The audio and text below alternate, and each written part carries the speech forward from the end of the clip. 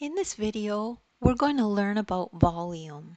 So if we have a problem like this that says, what is the volume of this object? So let's take a look at this object.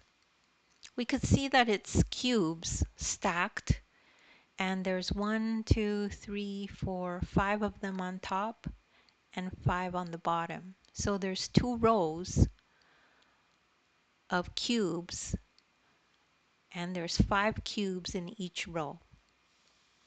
So what does volume mean?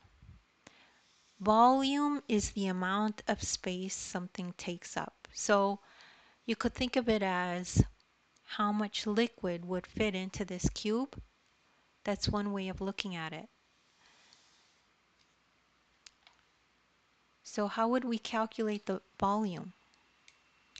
We already saw that there are 2 rows with 5 cubes in each row.